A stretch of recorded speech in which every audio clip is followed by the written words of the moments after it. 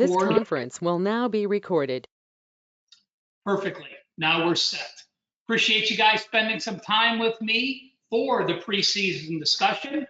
I did a video with Kelly, and some of the things I'm going to mention are the same notes we're going to talk about, but I want to make sure that the people here in this video conference are able to get all the information I need. If you have any questions, feel free to fire them away. I'll try to get to them. And first, I just want to talk about expectations. Many of you already have signed up for my preseason, 67.4% preseason action since 2015. You can go to Wager Talk now and go to my homepage, get the entire preseason for $99, or add a weekly video chat here live, an interactive chat, just like we're going to do today, for just $49 more, making the price $148. That's enough sales stuff. First, let me ask a couple questions that a few of you have reached out for me. When are the video chats going to happen? I think this is the time they're going to happen. Wednesday, 5 p.m. Eastern, each of the next 3 Wednesdays. Why? That gives me enough time to get the early data for the week. It's not going to give us the final end-all information because so much preseason information happens the day prior when quarterbacks release their rotations and their starts. The expectation of release times and number of plays. You know, the number of plays really varies. I've had 2 plays some weekends. I've had 5 plays some weekends. And if you look at the chart that I've tweeted out a few times, remember this. The preseason has changed. We are now 4 preseason weeks down to 3. So obviously we're looking at 25% less plays. But I'm going to say this. On an average week, preseason, you'll receive 3 to 4 selections throughout the year. As far as release times, while I normally give out my regular season plays well in advance, occasionally I would say about 20% of my preseason plays are released early once we find out some information, but 80% are actually released on game day because we're waiting for that recent data and what we can uncover. So let's talk about some actionable information and start this off with the Hall of Fame game. We know the Hall of Fame game, Thursday night, the Jets and the Browns. First, let me share some data with you on the Jets and the Browns and the Hall of Fame game. You see here, here's the Hall of Fame game on the top. I have from last year all the way down to 2002. If the favorites won, if the dogs won, if the game's gone under, if the game's gone over. You know, the preseason Hall of Fame game used to be a dead underplay. In the early 90s, late 90s even, it was almost like Army-Navy. I'm going to bet under in the Hall of Fame game and let it stand out. But take a look at that chart. Look what happened. There were some overs in the early 2000s. Then we see that canceled game when we get to 2012 to 2015. What happened? Vegas made adjustments. We saw totals of 37, 34.5, 34.5, and 35. But recently, we've seen those low totals again. The under has hit 7 out of the last 9 games. And you see the favorite has won 4 of the last 6 and each of the last 2 games. We're going to talk about the Hall of Fame game a little bit more, but an interesting chart below. On the bottom of that page, and all the information you're going to see here is from the free Wager Talk preseason guide. You can get it on my homepage. You see that the straight up winner has covered 3 of the next 4 games in week 1 of the preseason, and the straight up loser used to be a bet on. They have lost and failed to cover 4 straight games. We'll see if that plays into anything we do for next week. Now I want to bring up some things about the preseason Hall of Fame game. Again, it's an isolated game. When did teams practice? How many padded practices do they have? What are the quarterback rotations? And I want to show you one bit of information here, and it's basically a chart that I did with check marks. When I look ahead to the New York Jets playing the Cleveland Browns on Thursday, look at the coaches. What have the coaches done? Well, number one, we know that Saylor for the New York Jets is now 5-0-1 straight up the last 2 years. We know that the Browns, for Stefanski, he is 4-2 straight up.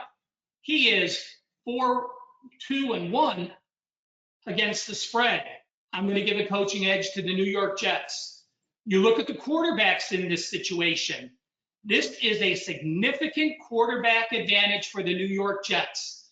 The New York Jets will not be playing Aaron Rodgers and will be starting Zach Wilson. What did Zach Wilson do? 22 starts for this team. Is he depressed that Aaron Rodgers came in and he got bumped to the number 2? I don't think so.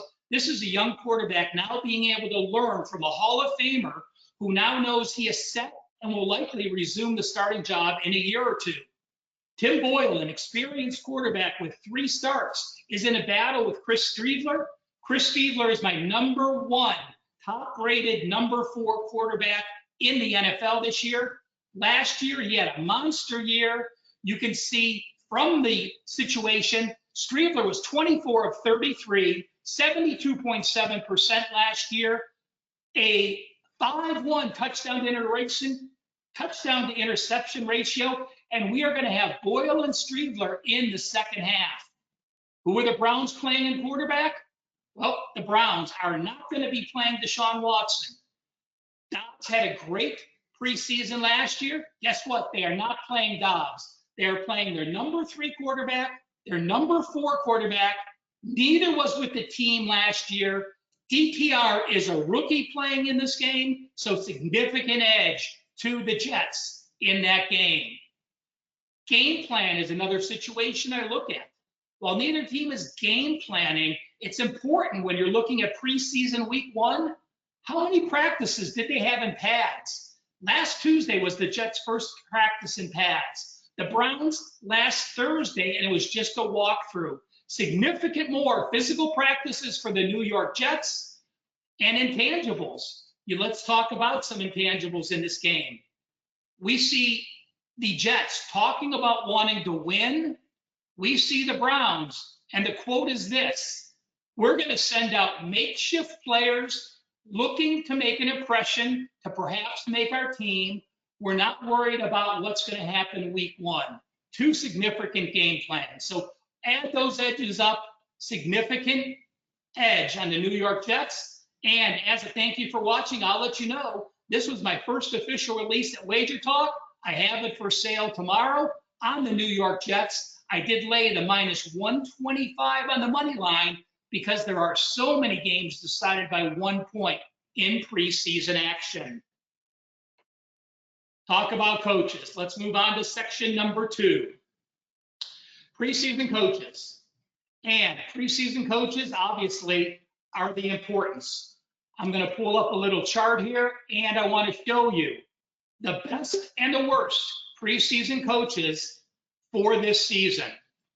I'm going to go ahead and break in and show you my actual Excel here.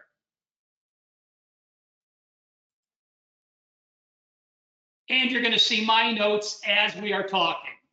So on the screen, you see my best preseason coaches on the very top. Those best preseason coaches. Baltimore's Jim Harbaugh, 6-0 the last 2 years, 5-1 against the spread.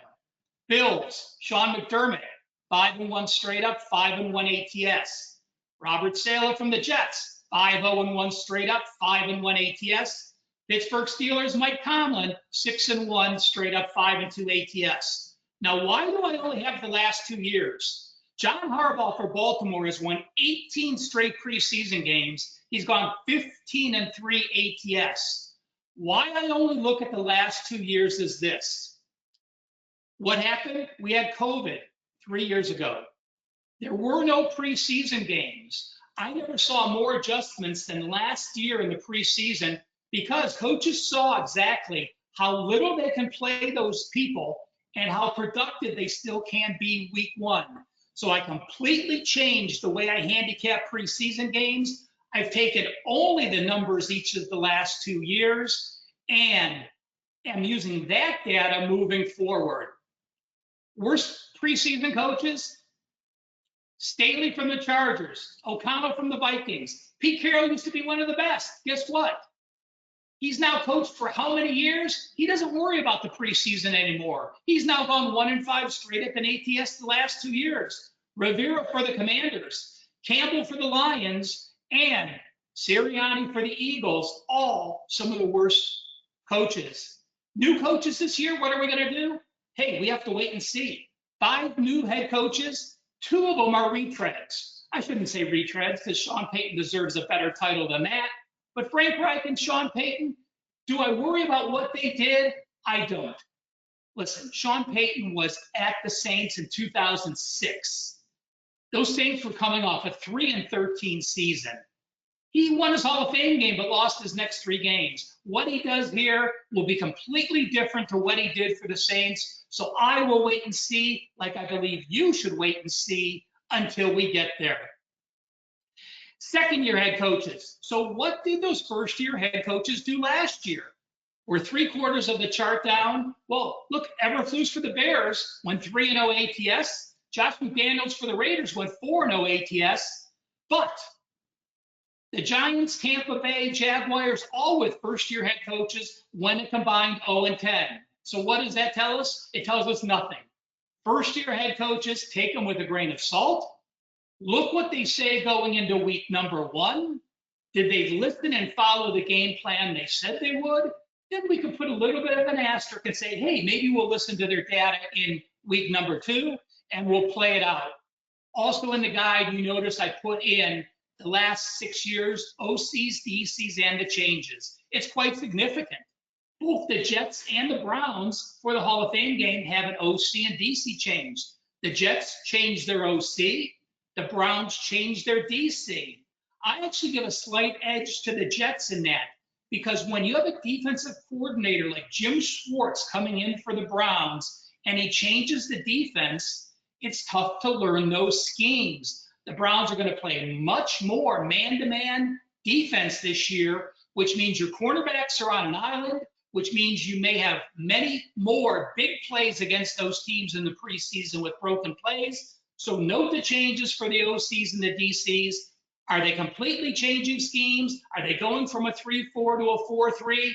Those are big changes, especially the beginning of those, beginning week 1 of the preseason. Let me get back to you and let's take a few more situations. Again, any questions, guys? Feel free to ask away. We'll get to them. I'll answer a few more questions on the back, but shoot out a question if you have one here when I'm going through quarterbacks and coaches. Let's talk quarterbacks. Coaches, number 1 most important. Quarterbacks, my number 2 most important feature when handicapping preseason. One thing you have to remember is this. You're handicapping the preseason 100% completely differently than you are the regular season. Because someone has a quality quarterback rotation does not mean it is a quality preseason quarterback rotation. I'm going to share my screen again here, and you're going to see some of my notes that I have to the left. Forgive me on that dribble, but let me share the screen and show you, again, the quarterbacks for this process, my top and bottoms. You see 3 teams I have with what their preseason quarterback stats were for each of the last 2 years. The best quarterback room to me, no question. Pittsburgh Steelers, Trubisky, Pickett, Rudolph, and Tanner Morgan. Now, why is that the best? Well, if you see in the blue, Trubisky, Pickett, and Rudolph were all part of the preseason last year. We did not change the coach. We did not change the schemes. Look at that. Look at that percentage for quarterback completions. Trubisky, 70.6. Pickett, 80.6. Rudolph, 66.7. Tomlin is a coach that sets up his quarterbacks to have success in the preseason.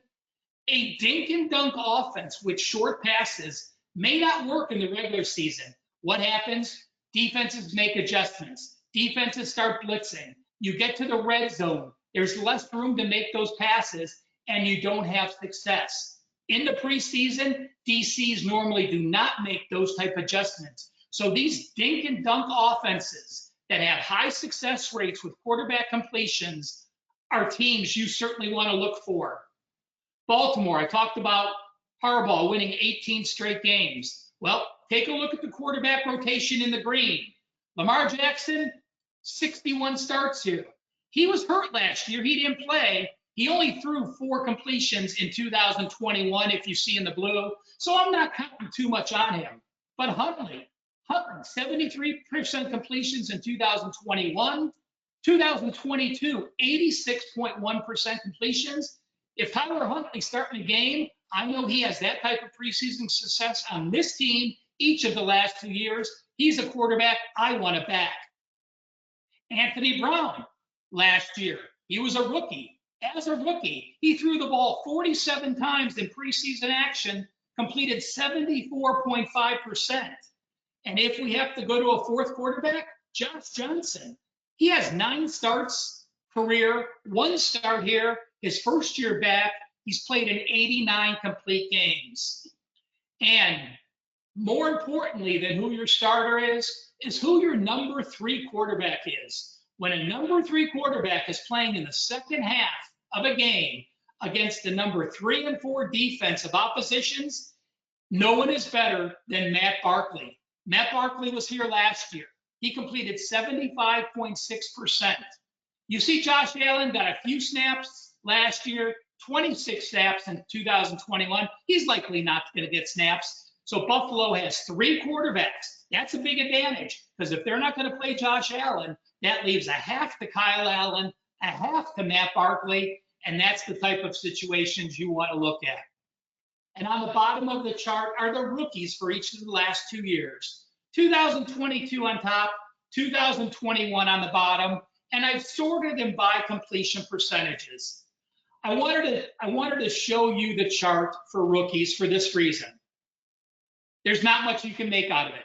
There are rookies that have great success with quarterbacks and coaches, quarterback coaches that want them to succeed for success. There are rookies that get hung out to dry and they put them out there to see what they can do by improvising. So there is no set thing. Rookies are not a positive. Rookies are not a negative. Yes, I would tend to fade rookies in that role. But over the past couple years, take a look at a couple great rookie performances. Look at 2021. Zach Wilson, 75% in the preseason.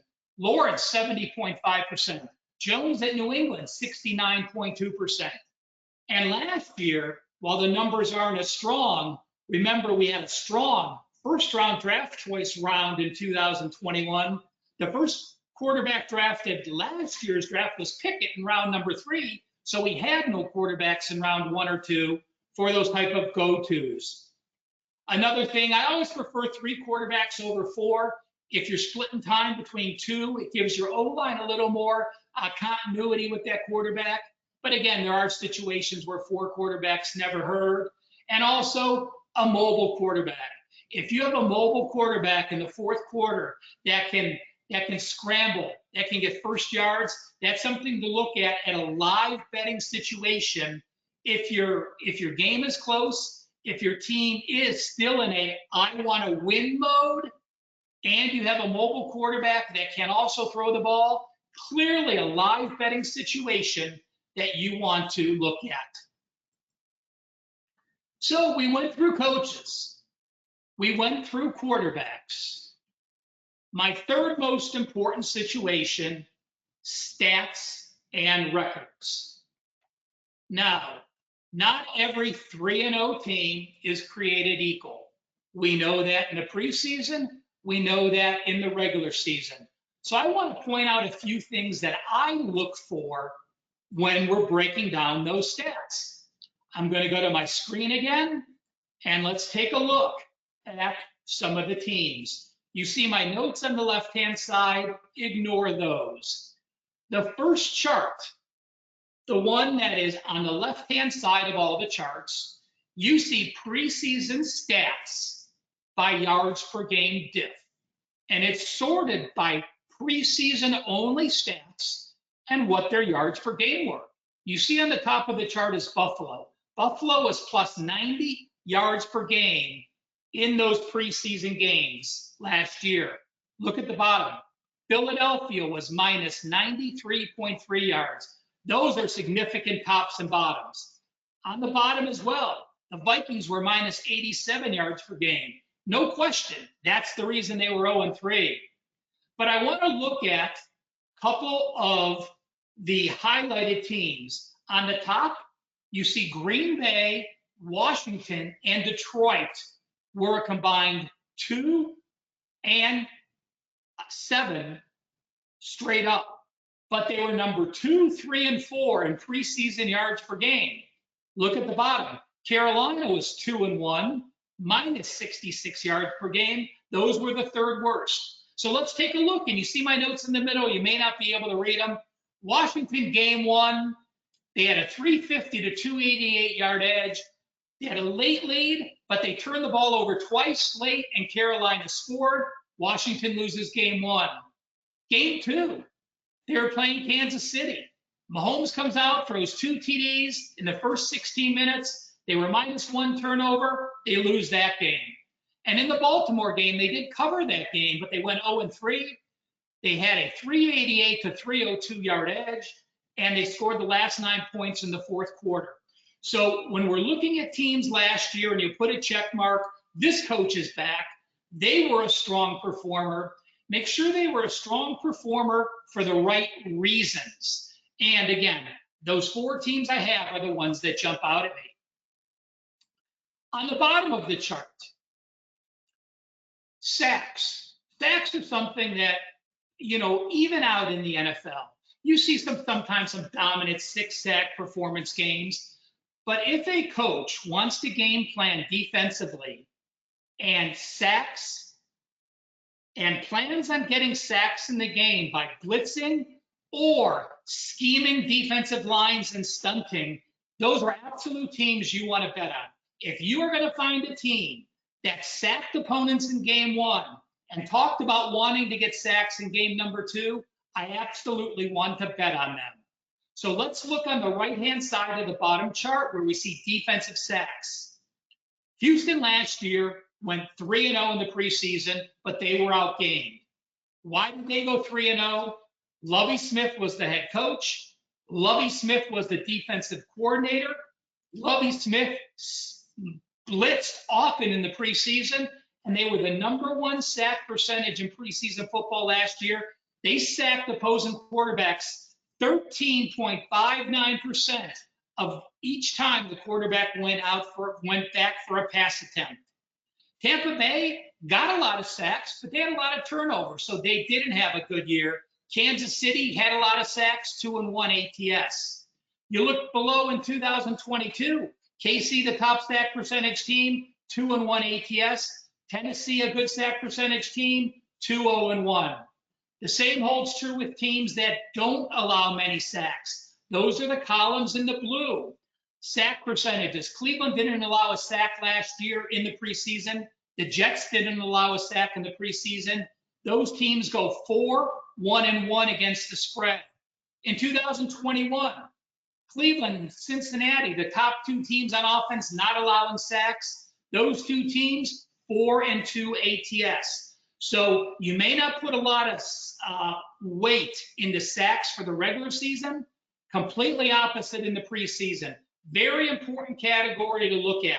So if you took the top 3 teams from the last 3 years, 63.2% betting those that don't allow sacks and get sacks, and the teams at the bottom, under 40% that allow many sacks and don't get many sacks in the preseason as well. So again, changes this year, the Hall of Fame game. Most important coaches, we take a look at what happened. Quarterbacks, number 2, stats and records, number 3, and the last category is basically info. Info can mean anything, guys. You look at info and is it the quarterback rotations? It's the coaches' quotes. It's the OC quotes. It's if they're going to game plan. And maybe while I don't game plan for a situation, if coaches say, we're treating this like a regular season game, we're going to go through our routines, we're going to script the first set of plays. Those are important notations because he wants his team ready. He's going to prepare his team pre-game the same way they would a regular season. So you may not get a full game plan, but a game prep is the next best step. Elite quarterbacks, I'm going to throw up a chart here real quick, and it's not, it's one thing I just want to show you. Forgive me for 1 second as I try getting this in front of the screen the right way.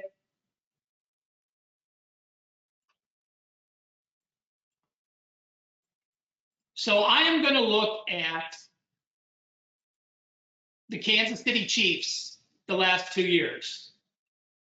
I don't think anything sticks out more than looking at the 2022 quarterback stats and the 2021 quarterback stats. Now, Andy Reid used to never play his quarterbacks, but take a look at Mahomes the last 2 years. In 2021, Mahomes attempted 29 passes. Mahomes last year attempted 26 passes. He played 2 or 3 drives in several games last year. The most important number I can tell you, look all the way to the right in sacks. With Mahomes in 2 years of preseason action, he was sacked 0 times. If you know your elite quarterback is going to be playing, take a look for a live betting situation. Take a look for first quarter if you can play them. There are very limited books that have first quarters. If Casey is playing and Mahomes is going to be playing, and with Andy Reid saying he's going to be playing, I will absolutely try to find one of those few books that have first quarter bets. What happens when Mahomes gets pulled out? Well, Bouchel comes in. Look at Bouchel. 9 sacks in the last 2 years. So again, that's what you're going to take in with news. I have a chart for each game I go down, and I just jot down notes as I go. Mahomes is going to play. That's a positive first quarter for Kansas City. Bouchel's coming in. We know he's going to start juggling his O-line. Another thing that I want to share with you guys is that those teams, if you follow, and I watch most of the preseason games, I record the ones I can't watch, and then I go back and watch them. Teams that play their number 1 offensive line together, make the entire unit replacement play their number 2s, their entire unit replacement play their number 3s. Those are bet on teams. It is a very profitable situation to find teams that replace units versus a mismatch of 1, 2s, and 3s. Those coaches are looking to see how players can step up versus to see how units can do. So another note to take down if you're watching units, if they're talking about OCs, talking about DCs, talking about cornerbacks playing together. When you play zone, your safeties and cornerbacks, if they're not in sync, you see many blown plays in the preseason. So if the 1 defensive units are playing, then the 2s and the 3s, it's an advantage playing on those teams. Quarterback and travel situations.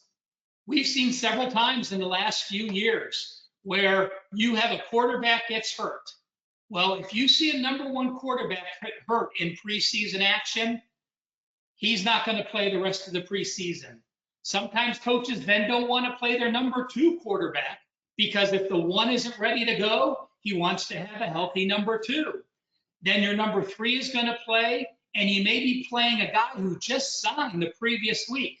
Well, those players that just signed are not in sync. They do not know the offense. I look to play the unders in those situations, and I look to fade those teams. Again, not an automatic play, but something to look at when you have in-season, preseason quarterback injuries. Unique travel. Sometimes teams play on Thursday, and then they have a Sunday game where they have 9 games situation. Sometimes teams play Sunday night and then they play Thursday or Friday. Anytime you get those travel situations, see if it's a positive or see if it's a negative.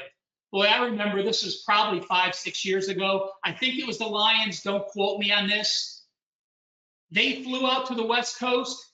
They flew out 3 hours before the game. They flew back right after the game. What happened? They lost by 24 points. They got shut out. If you find any unique situations, one bit of information in the regular season is not going to make any game a play.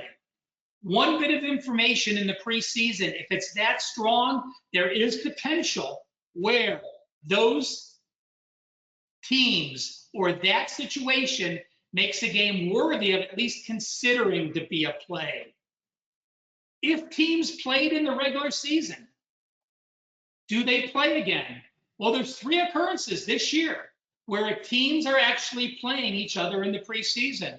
We'll see very often vanilla situations. Those teams that are playing don't want to show their opponents their game plan.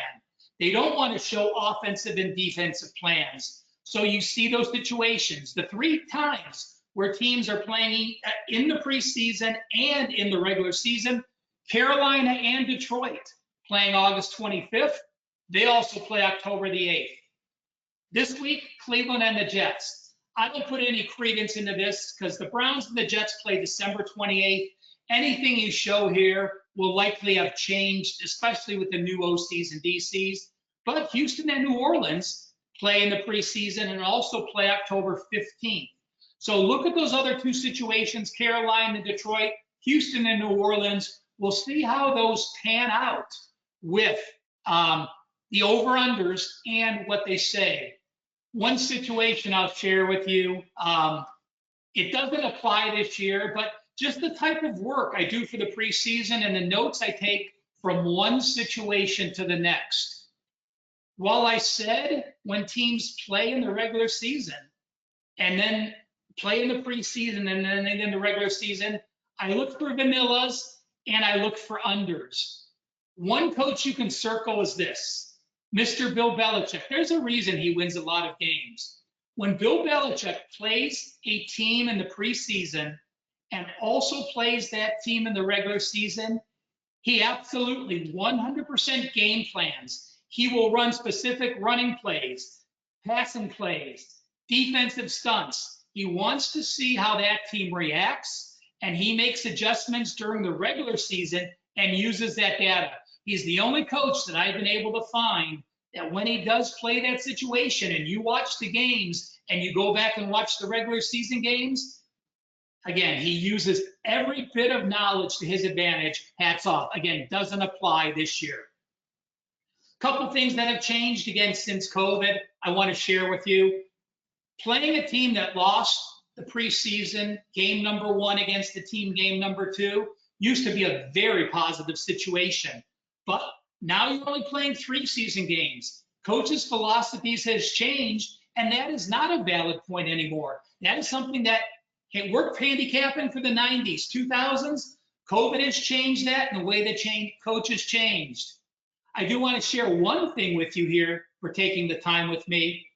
When we get to week 3 of the preseason, a 2-0 team facing an 0-2 team, those 0-2 teams are 70% against the spread. Again, not enough to say I'm going to make it a play, but I'll tell you what, it would be very tough for me to play on a 2-0 team against a 0-2 team when we get to that point. I'm going to give everyone a chance. That's all I really have. I appreciate the time. I'm going to mention my sales pitch one more time. I don't want to make this a infomercial, but again, preseason since 2015. Why do I make it $99 at Wager Talk? Simply, I want you on board. I want to prove to you the knowledge I have handicapping. I want to win in the preseason, and then I want to upsell you for the NFL regular season. I was number 3 in NFL profit last year, had a great NFL season. So the $99 trial for preseason, you'll see.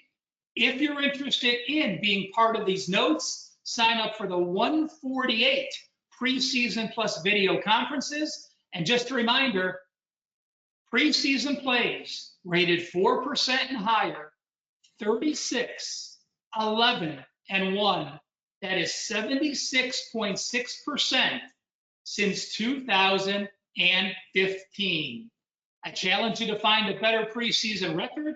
I challenge you to find someone that puts more work into the preseason than I do. Again, I appreciate it. You can always follow me on Twitter at CalSportsLV. I'll try to reach out to you on those questions. If you signed up for the 148 preseason video chats, we'll be here next Wednesday. Now, next Wednesday, we'll be looking ahead to week number 1, talking about what happened in the preseason. Week number 2 of the preseason, we'll be breaking down what happened week 1 and a look ahead to week number 3. So again, thank you everyone for taking time to be part of this presentation. Thoroughly enjoyed sharing some of my knowledge. Hopefully, I look forward to you being on board for my 2023 Wager Talk NFL preseason package.